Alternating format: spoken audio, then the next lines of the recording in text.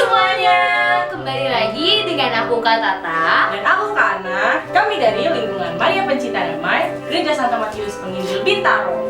Nah, Kak Ana dan teman-teman semua, hari ini kita akan membahas sesuatu yang terjadi nih di beberapa bulan belakangan ini.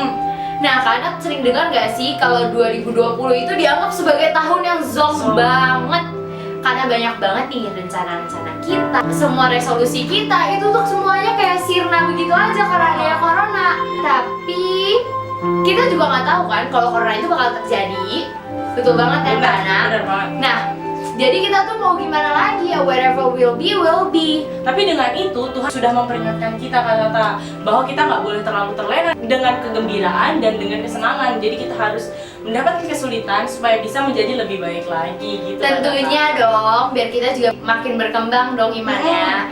Nah, karena ada beberapa masalah nih yang mungkin dialami kita sebagai remaja, karena coba yang pertama apa? Yang pertama itu ada rindu teman, rindu pacar, rindu mantan, rindu gebetan gitu. Pokoknya rindu vibe sekolah lah istilahnya gitu. Banget. Terus ada apa lagi Kak? Yang kedua, kita tuh merasa kalau kita tuh kesulitan banget nih untuk menyesuaikan diri. Bener. Ditambah keadaan rumah yang mungkin berbeda dengan sekolah kan. Terus ada apa lagi karena? Yang selanjutnya ada keterbatasan fasilitas. Itu parah banget sih. Kalau di sekolah kan kita bisa internetan, bisa pakai komputer. Tapi kalau di rumah kita harus gantian, internetnya lemot gitu kan. Betul banget. Dan juga kalau kalian mau ngaku sih, kalian pasti kangen banget kan ke gereja. Terutama kalian yang sering melakukan pelayanan. Kalian pasti merasa ada kekosongan di hati ini. Nah, karena dengan kita sadar nih banyaknya masalah, seringkali kita merasa putus asa nggak sih? Bener. Teman-teman juga pasti merasa seperti itu kan? Makanya hari ini kita ambil tema kepedulian pada mereka di tengah pandemi. Nah teman-teman, Kak Ana mau ngasih satu bacaan nih yang sesuai banget dengan masalah kita kali ini. Kita dengerin bareng-bareng yuk. Bacaan diambil dari Roma 5 ayat 3-5.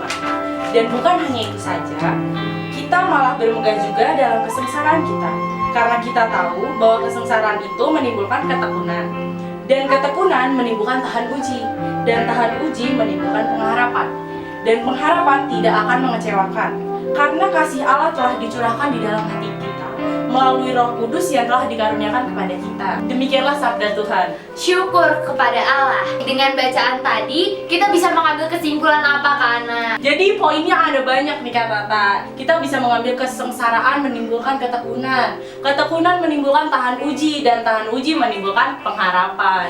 Kesengsaraannya seperti apa sih Kak Tata? Nah, kesengsaraan itu bisa berupa masalah-masalah yang kita hadapi nih, Kana. Dengan kita berusaha keluar dari masalah itu termasuk dalam ketekunan loh, teman-teman.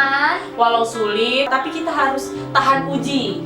Nah, betul banget. Dan at the end, akhirnya kita tuh punya pengharapan kepada Tuhan. Kalau Tuhan itu pasti bantu kita untuk keluar dari masalah dong, Kana. Oke, Kana, aku juga udah mempersiapkan nih perumpamaan yang mungkin sesuai banget nih dengan ayat ini. Yuk kita sama-sama bayangin, kalau kita itu jatuh ke dalam suatu jurang.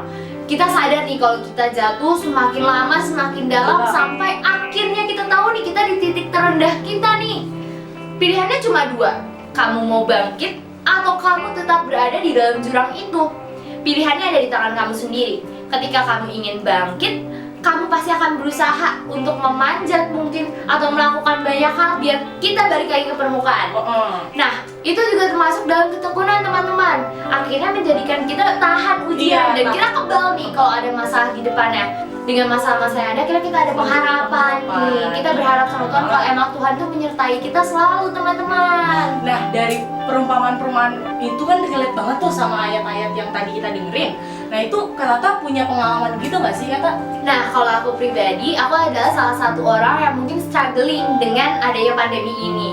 Jadi aku kan kelas 12 nih, pasti harus mempersiapkan ujian dong. Mungkin harus ditambah dengan les, teman-teman. Mungkin karena keterbatasan, aku akhirnya nggak bisa ikut les.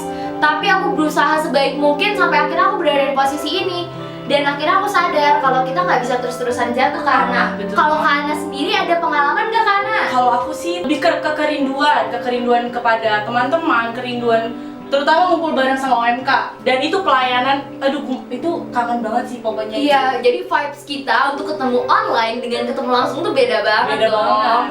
Nah, aku punya satu solusi nih, karena apa tuh? Melihat permasalahan kita nih, kita aja nih, lingkungan Maria Pencinta Damai udah melakukan sesuatu nih teman-teman.